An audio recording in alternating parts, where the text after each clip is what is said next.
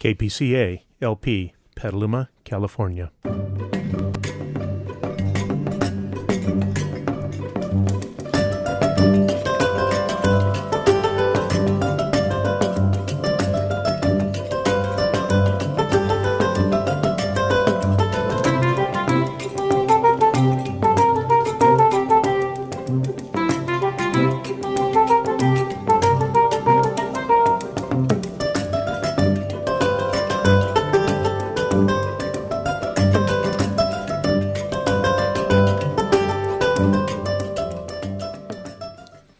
Hello, Petaluma. Friday, Matt. Hey, how about that? I know. Hi, everybody. Greetings, people. It's two Mooks and a mic. That's Matt McGuire over there. And Jim Thomas over there. And you know, if you hear our golden, mellifluous voices, it must be Friday at 12 noon Pacific Coast time. Here to ruin your lunch. Well, is anybody listening out there? I hope so. Matt, I think we should do our show naked. That'll determine whether people are listening or not. We should? I thought we are naked. Underneath my clothes, I'm always naked. Exactly. My thoughts there. Hey, Matt, so how'd you like the Warriors game last night? Well, I wish that it had come out otherwise, but I have to say it was an exciting game. Really kept your attention every second. Well, that's because you didn't have TiVo. You couldn't rewind it, right? You had to pay attention every second. Well, if you care about the game, you do anyway. So no, we got overwhelmed. Of a moot point, right? No. We got overwhelmed. Put it on pause. Went out into the deck and watched the sunset. Took a breather. Another fanned your brow. Yeah, exactly. Well, the Raptors, you have to give them credit. They really did they played a strong, hard game. They used the Warriors' strategies. They had some, beautiful three-point shots. Steph Curry, unfortunately, was not on it. He wasn't making some of those three-pointers. Klay Thompson really, hurt himself. Yeah, it was good, and it was sad to see him hurt himself. Blew out his Achilles. His ACL is what it is. His ACL, and this on the Raptors, the guy named Siakam, he is like a dynamo. He's amazing. I think I can't remember him sitting out any part of the game. He must have, though. And they actually, if you watch the passing, the way they handled the Warriors' defense, they were really pretty amazing at their ability to box them in, and they seemed to be they seemed to at some point to have 20 men on the court. It seemed astounding. like it. And it was not until the last part of the fourth quarter before you knew how that game was going to come out. Nip and tuck. It reminded me of, I don't think you watched this, but Jeopardy had an incredible player named James Holtzhauer. Yes, I've read about him. Yeah, he was amazing, and he had a very bold strategy in playing. He bet really bodaciously and kept winning. And to me, he finally was lost. He finally was beaten by this one woman who came on. A librarian. Right, a reference librarian from Chicago, and she actually outbid him at the very end, and he was gone. Yeah. But the thing is, Matt, the next game after she won, she lost. Yes. So I'm thinking the Raptors are going to do the same thing, that they're kind of perhaps a flash in the pan, because Kawhi Leonard is going to be going. He's already basically signed on to another team. He'll be gone next year. Yes. So what'll happen? I don't know. Well, and then there's a couple free agents from the Warriors. Right, Klay Thompson and KD. Yeah. But Kevin Durant. And so it's like shuffling the cards. You don't know how it's going to come out. You don't know. I can't believe, Matt, we're turning this into a sports talk radio. Enough of that. Let's talk politics. Well, wait a minute. What about the Giants? What about the Sharks? So, the thing is that if Warriors fans are sad, maybe this will cheer them up. Yeah, here we go. Us. Sarah Huckabee Slanders, as I like to call her, is leaving the White House as communications press director. Jesus. Under her auspices, they've basically eliminated press conferences with the press. That's most important office in the most powerful country in the world. And, that's basically an embargo on news. Of course, Trump has Fox, quote unquote, news to be his propaganda organ, Trump and TV. They spew out his lies and broadcast all that. But Sanders, or Slanders, we like to call her, is leaving, and good, because who wants to look at that ugly face? I hate to be personal, but that's what it looks like when you put lipstick on a pig. Whoa, Jim. Matt! You mean she has a face only a mother could love? A mother horse, a mother cow, a mother pig. Well, she's going back to Arkansas, where the president, I guess you call him the president, I call him the occupant of the White House, said he hopes she will run for governor. Being governor of Arkansas, though, requires more than just doing zero work for 100 straight days. And you know what? Yeah, because 100 straight days. There hasn't been a press conference for 95 days That's now. right. Yeah. Yeah, and she basically was doing it for an audience of one, Matt, and that, of course, was the Trump. occupant of the White House. And, I love the president, and I love his agenda. Well, so she, she took lying. I mean, she lied and spewed his lies, That's right. consistently, which is why he loves her.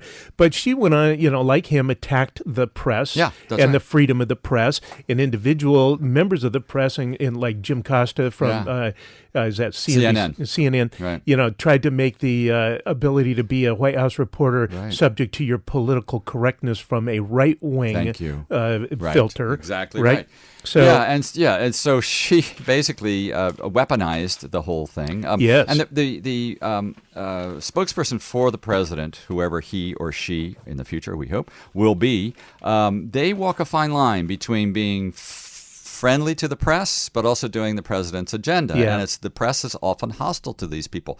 She was basically shut it down because they're demanding information. They ask questions. They want answers. And to try to stonewall them is a disservice to the American public. Absolutely. Sure. Because they can't basically they're reduced to having press conferences snatched when they can snatch time for the president as he's walking out of the White House. Yeah, they have to hang out in the White House driveway and catch him on the fly. And usually Marine One rotating its engines and its so propeller in the background. Yeah. Can't hear the guy. Well, so Huckabee Sanders, she made me want Sean Spicer to come back. Well, especially Saturday Night Live. Thank you very much. So don't let the door hit you on the way out. And as long as we're talking about her, let's talk about Kellyanne Conway, that serial violator of the Hatch Act. Now, folks, the Hatch Act is the law that says that federal employees are not allowed to participate in political campaign activities while at work. While on the job. It's a fundamental, firewall between partisan politics and actual governing. And of course, the Trump administration has the worst record in the history of the country for violating that. That's right. And she started it by saying she wants everybody go to Macy's and buy Ivanka's shoes. Exactly right. Her jewelry. Well, so and she's been attacking the Democratic presidential candidates and things. And so the Office of Special Counsel is not to be confused with the Special Counsel Robert Mueller in the investigation on the Russian hacks. But the Office of Special Counsel is the one that watchdogs and enforces the Hatch Act. They sent a 20-page letter to the White House saying that she is that she's a serial violator, and that she should be fired. Yeah, that she should be removed. And she basically goes, blah, blah, blah, let me know when the jail sentence starts. Yeah. Now, Matt, interesting thing, because her lawyer, the White House lawyers are saying it's a violation of her freedom of speech. What is it, the Article 1 of the Constitution? Yeah, the First Amendment. Thank you. It's not the article. But it's not, because that's like saying you can yell fire in a crowded theater. Well, it's not just that, but if she had done this from her home, then it would have been free speech. On her own time. Correct. But she was at the White House, and she was still, at that time, being representing the president. Exactly. So she can't do that. That's right. a fine line. And so the Office of Special Counsel calls her a repeat offender. That's right. She's done that. Yeah, and so they're saying that she should be fired. Of course, the Trump administration, the White House, turn around and make all kinds of accusations against this independent office. Saying, this is inappropriate, and she's a close advisor to the president. That should give her some shielding from the law, some carte blanche to do that. Right. So here we go again. So she won't be fired, but it just shows how Trump and his people just run roughshod over laws. Yeah, exactly. They don't care. In fact, they don't put the U.S. in front of their own politics.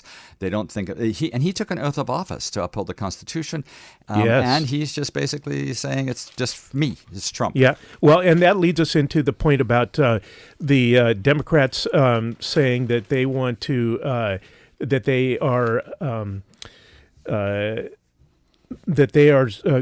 voting to have William Barr, the Attorney General, and the Wilbur Ross in contempt of Congress because they have not provided the background information on the census where they want to put a question on there asking people their citizenship status. Yes. Now, what's interesting about that, Jim, is that there was a Republican strategist died recently, and apparently he was estranged from his daughter, but she was his heir, and she found his laptop and some hard drives that had information that basically said, here's our plan on adding this question to the census so that we can eliminate counting people who are not citizens.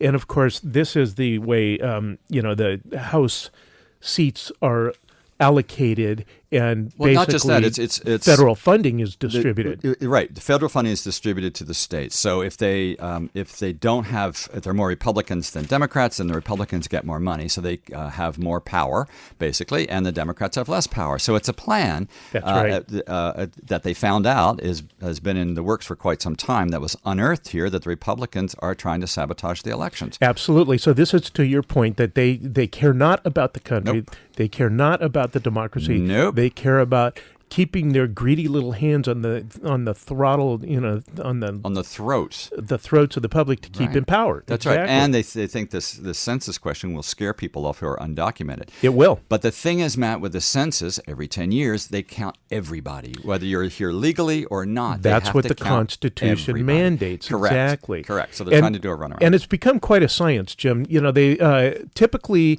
when they are going to change a question or add or take a question off of the census, they test it and vet it for many years, and it's normally a 5-year process. Right. So that's right. So this has been completely short-circuited, and of course, Wilbur Ross. 3 different courts have found that he's lied to Congress about. He said, we're only doing this because the Department of Justice wanted it on there to help enforce the Voting Rights Act. Well, of course, the Republicans have already gutted the Voting Rights Act to then allow more gerrymandering. Right. Again, as a grasp at power. That's right. And now, so the House Democrats are saying, look, we want the documents to say, we want the emails, and we want it, they have some of it. They have the proof that he's lied. But he's saying no to the other part. Yeah, Wilbur Ross was discussing putting this question on the census during the 2016 campaign when he discussed it with the Trump campaign. And this comes back to Chris Kobach from Secretary of State of Kansas, who was brought into the Trump administration to try to figure out voter fraud, and he was not able to find any. But he's still hanging around. He's like a bad penny you're stepping in dog poo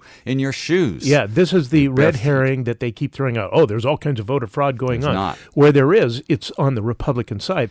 But they try to say that. So when they formed that national board, they got laughed out of existence because there is no real evidence of that. Well, they do find some. It's like 1/10 of 1%. Oh, it's 1/10 of 1,000%. Right, of a million people who just happen to. It's like bad ID or something like that. Yeah, or somebody thought they were allowed to vote and weren't. There's nothing intentional, in other words. So Alexandria Ocasio-Cortez says, I want to know why people like Chris Kobach with a resume of voter suppression have their fingerprints all over the most sensitive census operations that we have as a government. Yeah. She says this determines who has power in the U.S. Thank you. Right? And so, they are clearly, Trump and his toadies are clearly manipulating the census for their racist and, power-grabbing purposes. Yeah, that's right. Yeah. So and it's blatant. Yeah. So what will happen with this, Matt? Who knows? Who knows? Well, we'll see. I mean, I'm glad the House Democrats are continuing to go after these people. And, recently the House voted to authorize itself to go to court to enforce their subpoenas against William Barr and Don McGahn. Right. Don McGahn, of course, is the former White House attorney. Right. Yeah. They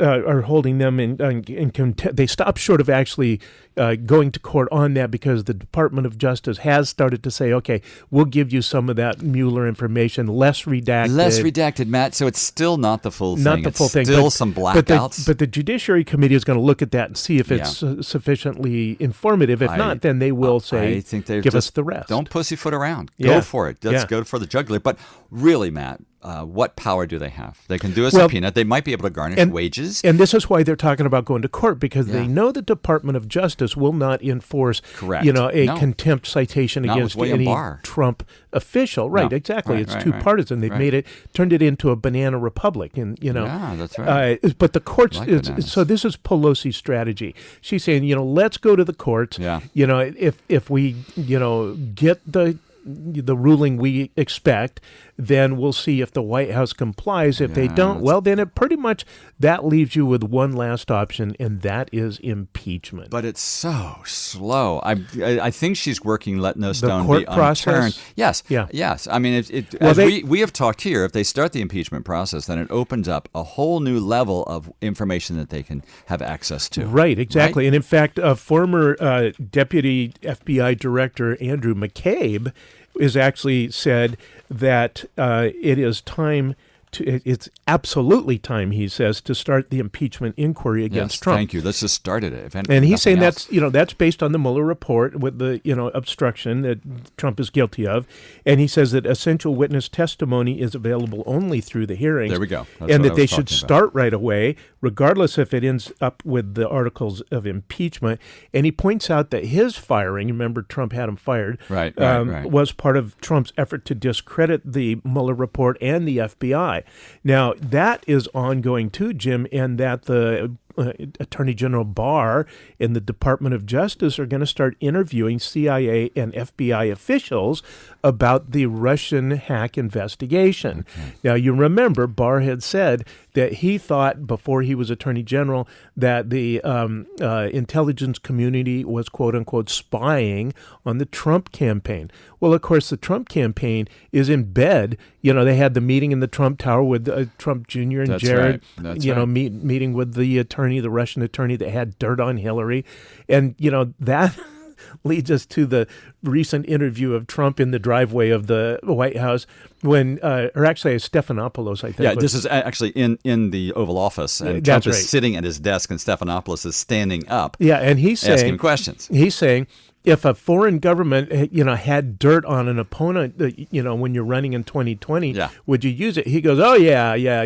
He said, I think I'd like to hear it. I think I'd want to hear it. Yeah. He also contended this wouldn't count as interference in the 2020 election, and the FBI Director Christopher Wray was wrong to say campaigns should contact the FBI if this happens. Very legal and very cool, Matt. Very legal and very cool. He used Norway as an example. Yeah, exactly. And, even Republicans are going, what? They are. That's right. Yes. But here's how they respond. They three ways. They tried to ignore it by running away from Capitol Hill reporters. A handful of them lightly criticized Trump, including his best pal, Lindsey Graham, who said, I think it's wrong. That's a mistake. I've been consistent on this. If a public official is approached by a foreign government offering anything of value, the right answer is no. Yes, that's right. One. Two, they tried to muddy the waters by bashing Democrats and the Steele dossier. What else is new? Lock her up, right? Yeah. And Benghazi. And number three, they tried to help Trump get away with it. State Democrats tried to force a vote on the bill that would make it illegal for campaigns not to report offers of foreign assistance to the FBI. Republicans refused to allow the vote to happen. There you go. Now, there's a little debate going on as to whether or not what's called opposition research is something of value, because what the law says is that no campaign is allowed to accept anything of value from a foreign government or agent. Yeah, that's right. That's to keep our elections clean. Well, obviously, in 2016, they had a severe impact on that election. Yes, that's right. Correct. Now, so the question is Oppo research something of value? Well, of course, if you look at the real world, absolutely. Sure. It may not be like a gold statuette, but it's not a check in the mail, but it's still people pay for that. It is a check in the mail indirectly. Right, because you're going to get more funds and you're going to get elected, and it's more money coming in. There's whole consultancies based on opposition research. And Analytica. Yeah, exactly. Cambridge Analytica. That's there right. You go. Yeah. And they make money on it, and people pay money for that, and it is clearly something of value. So what Republicans didn't do, Matt, they were unable to defend Trump in this. Still, House Speaker Nancy Pelosi remains opposed to an impeachment inquiry, in part because she thinks Senate Republicans will acquit him, and the whole effort will go nowhere. Maybe she's right about the politics. Well, we've had that conversation Maybe before. she's wrong, but what's clear is that Republicans don't want to be caught voting to say this is all okay. Well, there's only one way to put all Republicans on record about what Trump has said and done, and it's by impeaching him. Have the Go on inquiry. record for that. Yes, exactly.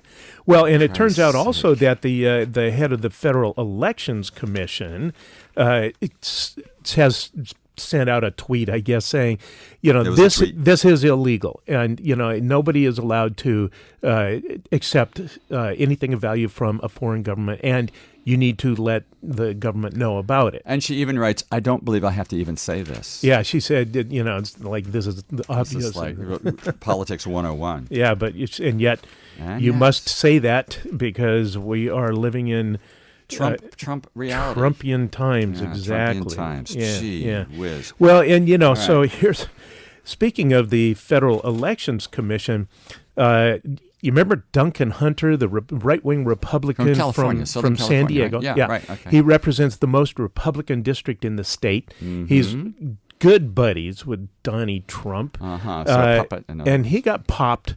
I think there were like 60 charges of fraud and collusion and theft. That's like 59 too many. Yeah. And, he and his wife, who was his campaign manager, were busted like about a year and a half ago for just outrageous violations of, campaign spending. They spent over $200,000 of campaign funds. I think it was $610,000. Is something like that? Yeah. And over years, and they just used the campaign credit card as their little, slush fund. That's an idea. Well, it turns out, Jim, that his wife, Duncan Hunter's wife, his campaign manager, is turning state's evidence. She got busted. She copped a plea. She copped a plea to one count of corruption and conspiracy. Yeah.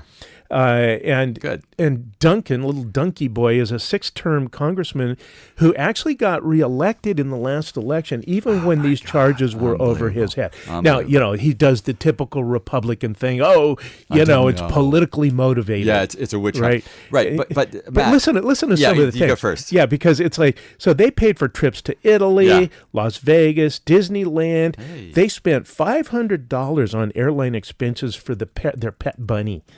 Come on. And another $500 for their son's birthday party at a ritzy hotel in Coronado. That could be a campaign expense. Yeah, and they paid his private school fees and stuff. Yeah, those are really campaign related. Yeah.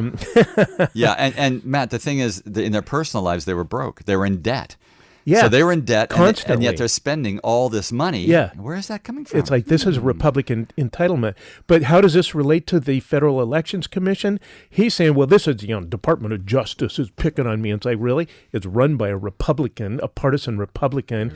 He's going, it should have been handled by the Federal Elections Commission. Yeah. Well, the Federal Elections Commission has basically been paralyzed for years because the Republicans will not fill 3 of the 7 seats. So there's 2 Democrats and 2 Republicans, and so if it's a tie vote, nothing happens, and it only takes 1 vote to veto any measure because you have to have at least so many votes in favor, and it's got to have at least 4 under the rules, and since there's only 4 people, if one says no, I'm against it. It's the same thing, Matt. It's the same idea, strategy that the Republicans will vote yes for something but not fund it. So there's no money. But here, it's like they don't staff it. And so Duncan Hunter, you think he knows that the FEC is toothless?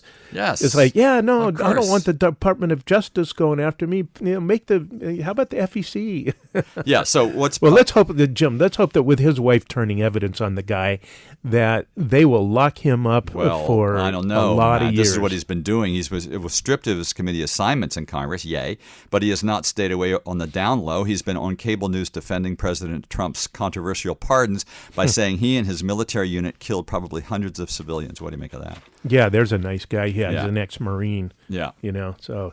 Anyway, here we go. It's ongoing. And speaking of crazy people, you remember Philippine President Rodrigo Duterte? How can we forget that? Well, he told a crowd last week that he used to be gay, but he, quote unquote, cured himself with the help of beautiful women. How about that? He said as a younger man, he felt himself to be a bit gay, but was cured by his ex-wife, Elizabeth Zimmerman. The couple divorced in 2000. He said, I hated homosexual men afterwards. He said of getting married, I now prefer beautiful women. Oh, God. How about that? You know, he's a bloodthirsty mass murderer. I hated homosexual men. I misspoke. He hated handsome men. He's crazy. Yeah, yes, he is crazy. He's the one that advocated shooting drug dealers. And has been shooting drug dealers. And innocent people by the hundreds. Yes. And, you know, a human rights violator of the first degree. Yeah, he is. And Trump likes the guy. I think Trump's buddy. He was a buddy. Yeah, exactly. Okay. Oh, lordy.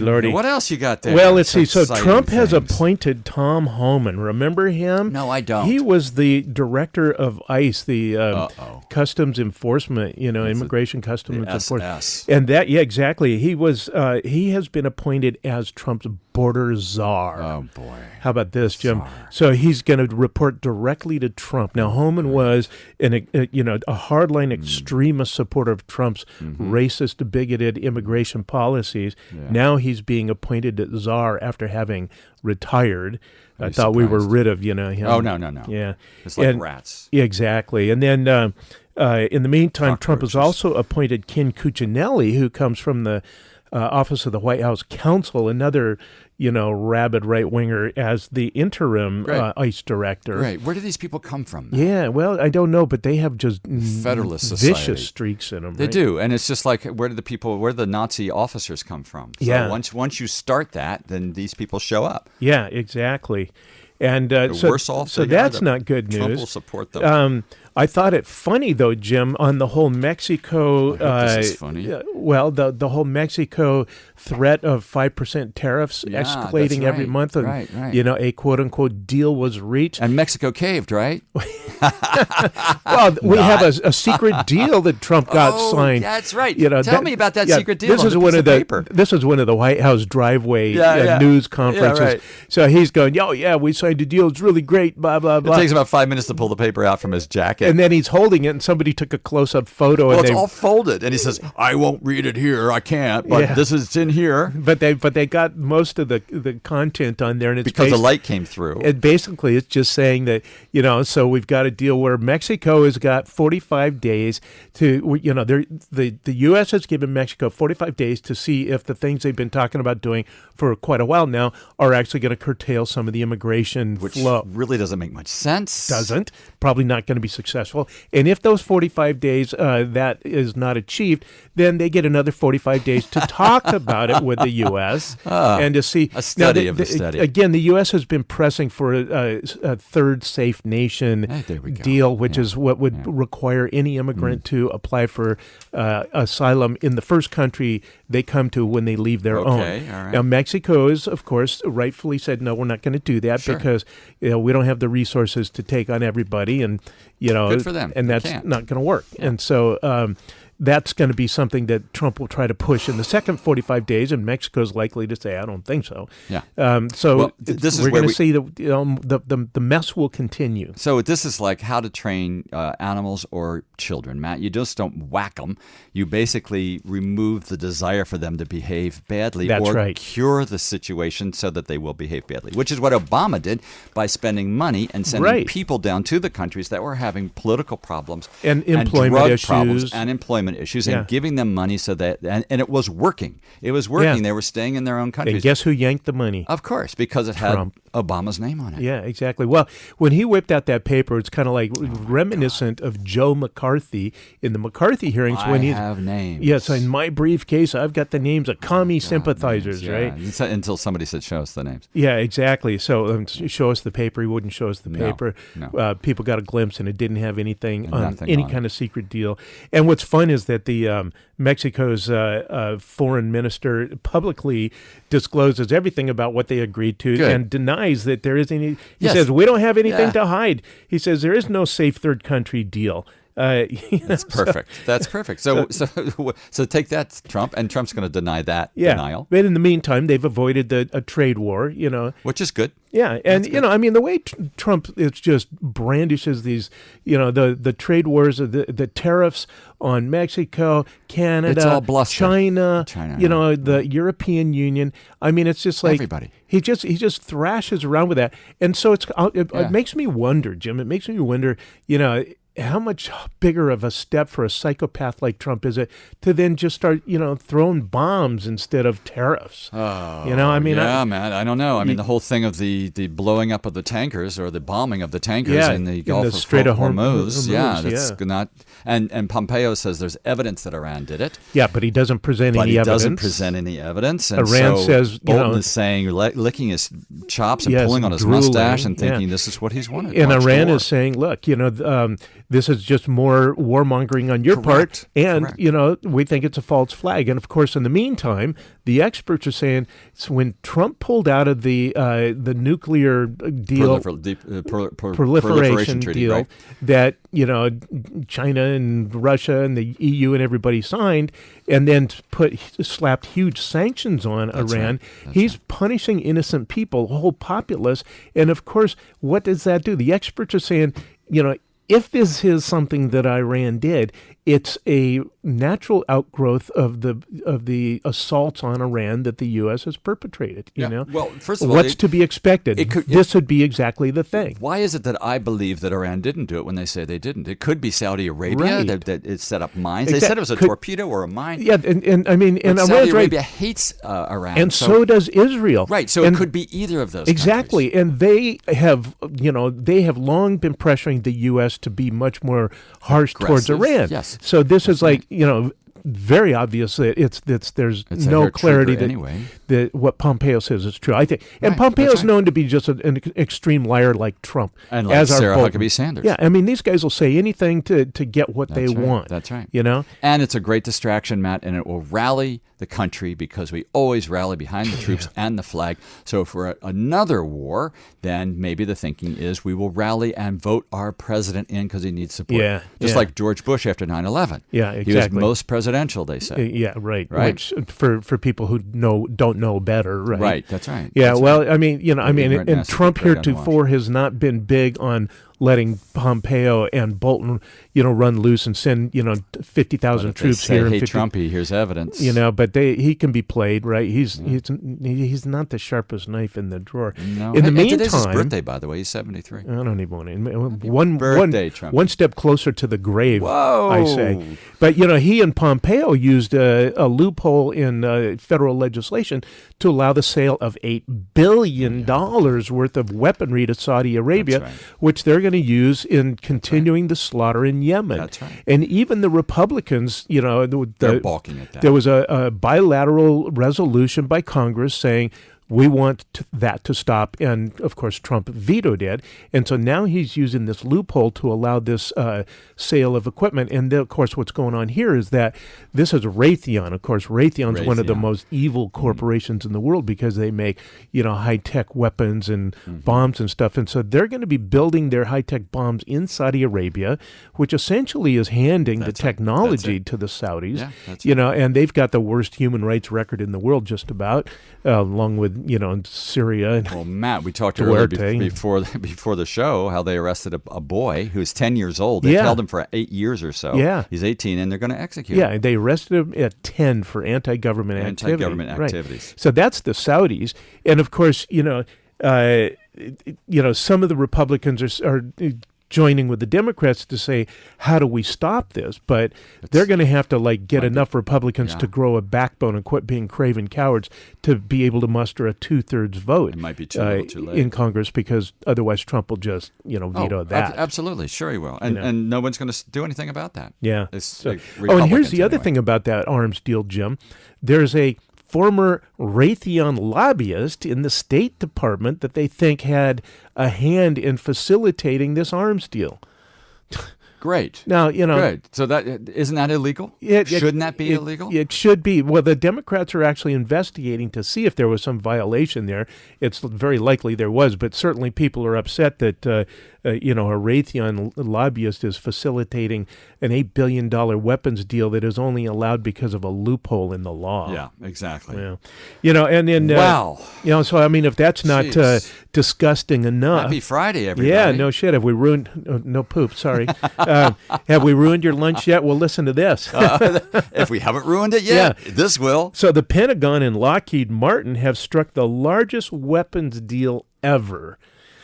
And they're going to sell. How much? They're 470 F-35 fighter jets are going to be built for the Air Force, Navy, Marines, and quote unquote allied military. Matt, come on. Do we really? The whole idea, and I heard this years ago, of buying more planes, buying more aircraft carriers, it's outdated mode of fighting. Yeah. Look at what ISIS has done with the whole guerrilla warfare. You can't do that. Yeah. The bombing helped a little, I suppose, but it's still not wiping them out. You have to be on the ground, hand-to-hand combat if that's the way you're going to go. Or technology, Or technology. Drones, perhaps, which is not a or, good thing. cyber warfare. Cyber warfare, thank you very much. So what do you think the price tag on 470 F-35 jet or $800 million. More. So we're in the billions. Come on. Let's see. 8 trillion. Close. 34 billion. Oh, that's not bad. That's a third.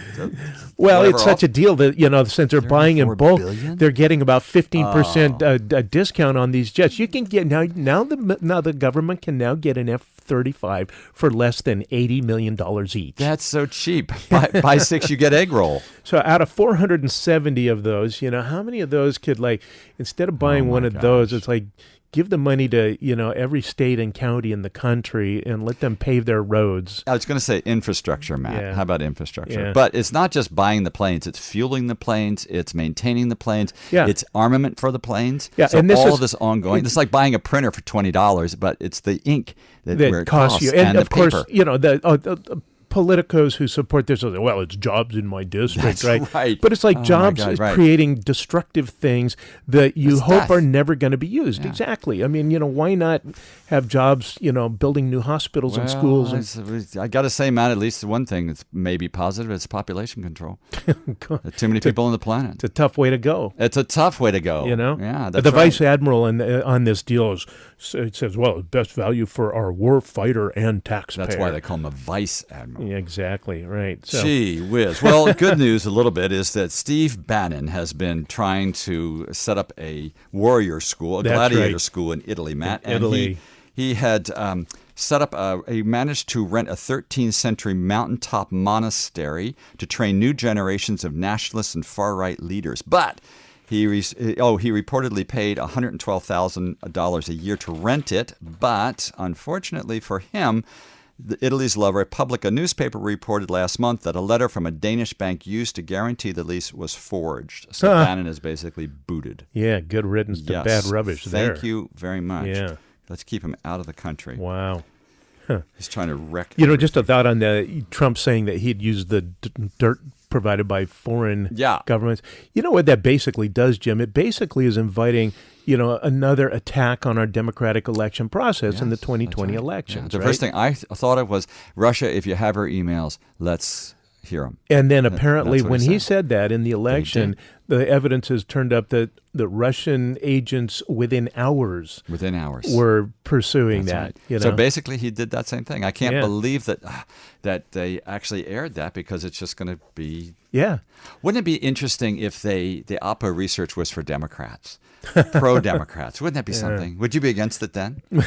I'm a pragmatist, so I personally think that if there was a way to get rid of Trump, any means necessary? Yeah, almost. I wouldn't say any means. I don't know whether I'd be that upset. Yeah. I'd look the other way. Just like I look the other way when I cross the street. Both ways. You always were a switch looker.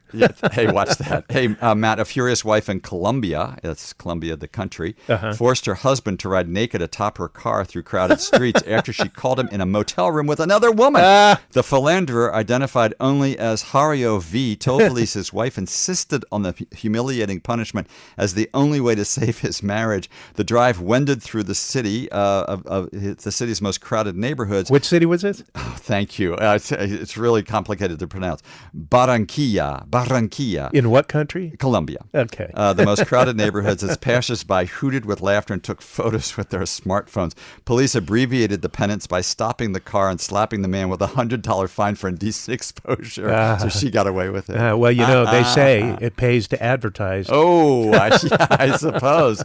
Ladies. Oh, well, here's one, Jim. Man. So, Mark Zuckerberg was the victim of a fake video. Yes, good. And it's basically a video showing him gloating over his one-man domination of the world. Uh-huh. And the irony, of course, is that Facebook wouldn't take down the fake videos that showed Nancy Pelosi looking like she's drunk during a speech. Perfect. Isn't that great? Yeah, and they said it wasn't that good quality, but so what? It's called deepfake video. Deepfake. Yeah, and he has appeared to say he's one man with total control of billions of people's stolen data, all their secrets, their lives, their futures, as has renewed the debate over social media platforms. Good for them. Yes. But according to Danielle Citron, a University of Maryland law professor and deep fake expert, one of these videos could cause a riot, it could tip an election, it could crash an IPO, and if it goes viral, social media companies are responsible. Do social media companies care?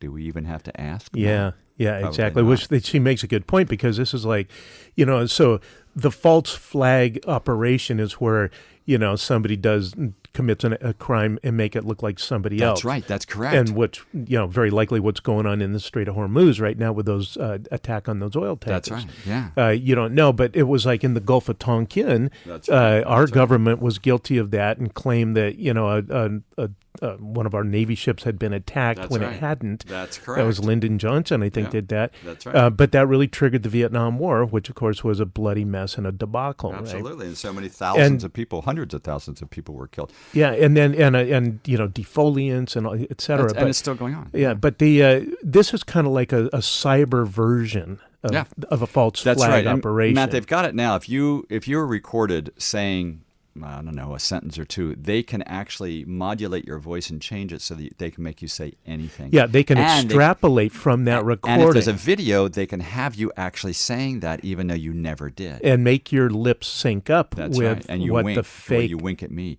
That's right. But on Thursday, the House Intelligence Committee held the first ever hearing about deep fakes and the national security threats they pose. There, Citron, Danielle Citron from the University of Maryland, suggested Congress update the law and give platforms a choice. Adopt reasonable moderation practices or lose your immunity when your content leads to harm. Yeah. And this is, this feeds right into Elizabeth Warren's, effort to say break up big tech companies. That's right. Because they are too powerful. Elizabeth Warren, I'm glad you talked about that, Matt, because she always seems to have a plan. And people, I think, are laughing a little bit about it until they realize her plans make sense. Yeah. And, she's actually thought things through. Yes. And she's smart. And she has good plans. And she's a professor. And not only has she thought things through, but she figured out how to expense it, what it's going to look like in the future. Exactly. So not just pie in the sky. She's figured it out. Yeah. Yeah, she's got a shopping list. And in Iowa, she in Boot Edge. There's a New Yorker cartoon, and it shows how his name is pronounced throughout the whole United States. It varies. It's hilarious. Yeah. Yes, very funny. Well, I'll look for that. Yeah. But anyway, they have both rising. Too, right? They're rising up in the polls. Like the Des Moines Register did a poll with CNN or somebody. Isn't that interesting? And they were right up there. I mean, it's still Joe Biden is top, but they have risen up really close to the front there. That's right. And I have right here the LGBT political group Victory Fund will endorse Peter Buttigieg for president. Mayor Pete will be the first presidential candidate to ever receive the group's endorsement. That's pretty good. Well, it makes sense. Yeah. Says he's gay. Good. Yeah. Wow. Well, and so, here's one. We always like to bring up the good works of our courts. Oh, here we go. A California appeals court ruled that it is legal for people in prison to have less than 1 ounce of marijuana. Whoa! Because under the proposition passed by the public, it does not make exceptions for anybody in prison. I like right? that. Yeah, yes. but it is still a felony to smoke pot in a prison. So they're going to be making brownies. That's right. It's like, no, I want kitchen duty. So in a related article, El Chapo, you remember him? Oh, yeah. Whose 91-year-old mother has been granted a visa to come visit the convicted drug kingpin in a U.S. prison. Her name is Consuelo Lorea. Says she hopes to bring her son his favorite food, which is her enchiladas. Maybe they will be laced with something, maybe a hacksaw. Yeah. We don't know. Maybe marijuana. Maybe yes, marijuana. Is he in a California prison? I think he might know. be. U.S. prison just says a U.S. prison. Yeah. Well, if it were California, she could do that. But don't you? Prisoners will be flocking to our jails because they can for free pot. Yeah, they can. Well, who supplies the pot? Somebody has to bring it to them, right? Guards.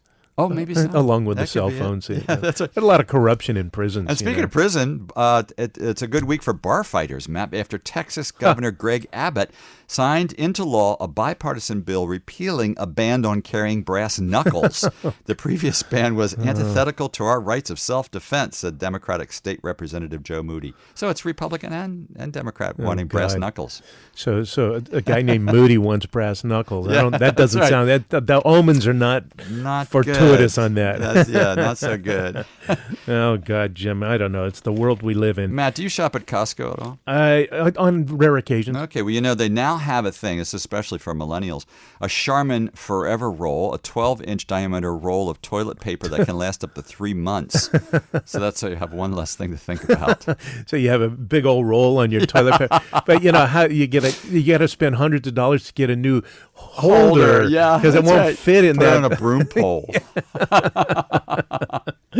Who will think of the next crucial thing that we need in our life? Well, I'll tell you who. Uber. Okay. Uber is partnering up with McDonald's to test delivery of food by drone. Hey, Matt, last week, I think it was, you said drones were evil. Now I bet you're going to say they're pretty good. No, I'm still saying they're evil. What about what they bring in Amy's food? All organic? Well, that's a little better, but you know what? Beer, you can just imagine walking around the public streets and a drone buzzing by with greasy French fries wafting. Grab them.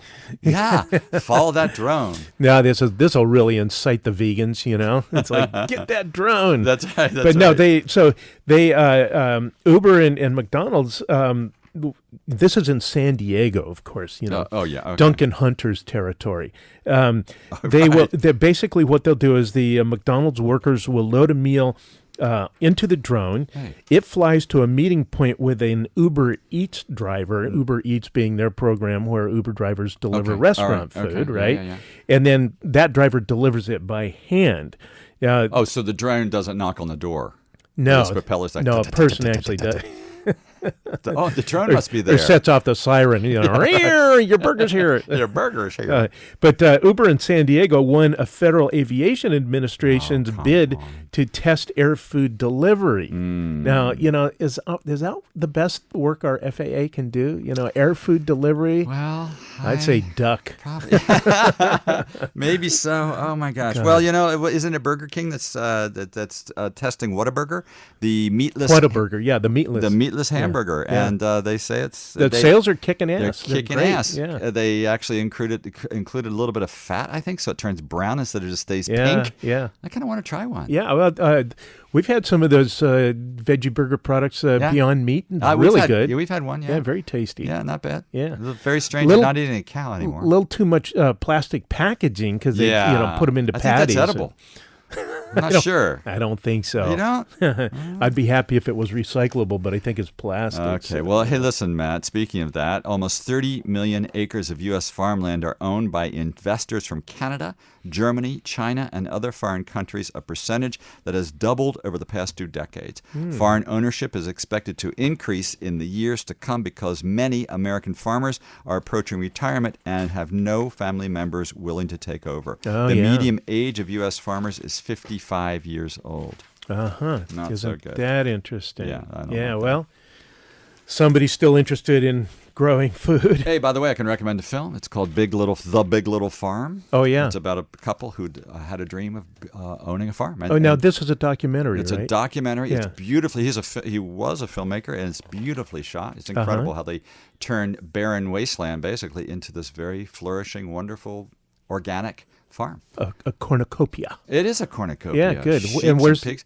Is that still playing at the Rialto or something? No, it's up in Sebastopol, so Summerfield, I believe. Or Summerfield's the one in Santa Rosa. That's right, Rialto's, thank you. Yeah. Yes, it's Summerfield. Okay, yeah. But anyway, the farm's down in Southern California, and they went through drought. They went through the floods of the rains. They went through fires. They're still there. Oh, yeah, and survived. Yeah, and thriving. Well, I mean, the organic industry continues to grow. Good. Organic food, I mean, because it is more resilient. Yeah, and I don't have it at my fingertips, but glyphosate, for one of the ingredients of Roundup, has Monsanto's. been found in Cheerios, the honey nut. What a surprise. What a surprise, because they use oats, and they use apparently glyphosate to dry the oats. Oh, really? As a part of the production process? Part of the production Not process. even as part of the pesticides Maybe and herbicides. part of the pesticides first, but they said it for drying, which surprises me. That's interesting. So I guess it's chewing on pencils again for breakfast. No more Cheerios. No more Cheerios. The columnist Eugene Robinson. Yes, love that guy. He's really good. He made an interesting point in his recent column a couple days ago, saying that there's 22 or 24 Democratic presidential candidates now. Names you've never even heard of, mayors from Florida and Montana. Right, that's right. So he had an article saying that many of those candidates should actually, if they're really walking their talk, should focus on flipping the Senate. Hey, good idea. And the Senate is still, it's the Republicans got a lock on it. They do. And not that they're legislating, and all the Republicans are willing to, give up their ethics for the sake of, as E.J. Dionne says, for the sake of tax breaks and judges. Yes. But, he makes the point that people like Hickenlooper from Colorado or Beto O'Rourke from Texas could run for the Senate. Stacey Abrams. People with name recognition that, came close in other battles. I think that's a terrific idea. I do too. I do too.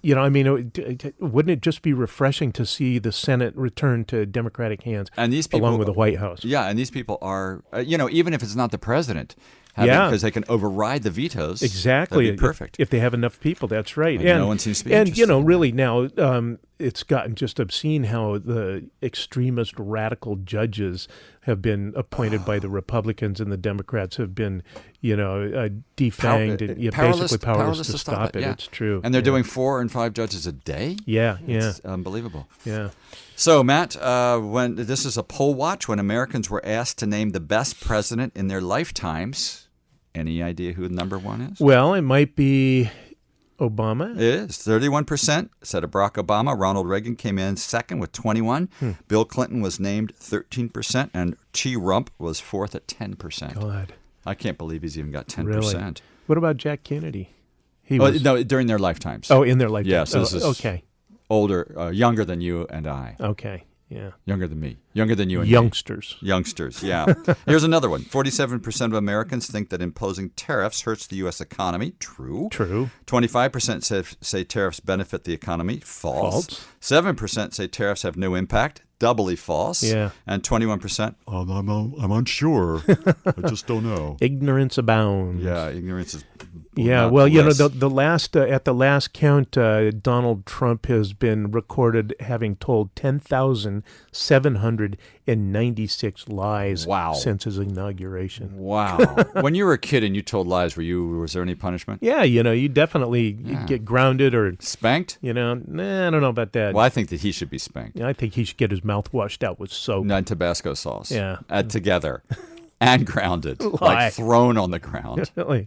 Just lock him up and throw away the key. Put him in isolation. They're working on that. Yeah, they're working on that. So speaking of things like that, a San Francisco pop-up bar is giving visitors a chance to drink while live rats scurry all over you.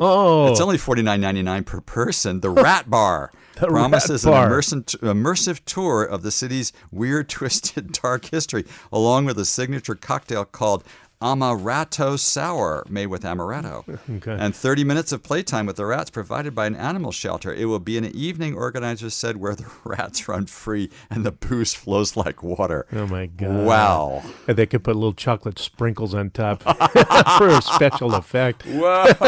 Is it real or is it rat? There's really a bar that's got rats running around? That's what it says. I think we should go. I think, is it next door to the cat cafe? It's called the Rat Bar. Yeah, it doesn't say the where it rat is, bar. but look it up. Let's do it. Is it a hit with millennials? It might, probably, yeah, it probably is. But anyway, along those lines, Galileo Galilei, the big astronomer guy, he says wine is sunlight held together by water. Oh, that's Isn't that nice? I like that. Yeah. Yeah, and speaking of movies, you said you went and saw Rocket Man. I did indeed. Yes, Elton John's his biopic. Did you like it? You know, I've not really known Elton John's music that much. I know a little bit. I've never really been a fan. I don't have any of his albums. Yeah. My wife has. She's I'm collected a lot. big fan. Big I like fan. his music. I love this movie. Did you? Yeah. It was really, really good. It was done in had magical realism in it. It was produced by him too, so you know that it was accurate, or what he wanted to say about his life. The man is and was a prodigy. It was astounding what he was able to do, and his relationship with his songwriter Bernie Taupin, I think. Taupin, thank you. Taupin. And how they met and their collaboration even to this day. Yeah. And he will write the lyrics, and Elton John. It says something like Bernie Taupin says that he can write a lyric in an hour, and Elton John can compose the music in 30 minutes. I mean, it's astounding what That's the pretty music amazing. they were doing. Yeah, well, I think I want to see that just because I have always been a fan of his music. You'd like it then. And even if you're not, I'm not a big fan, but I really appreciated it, and I liked his music.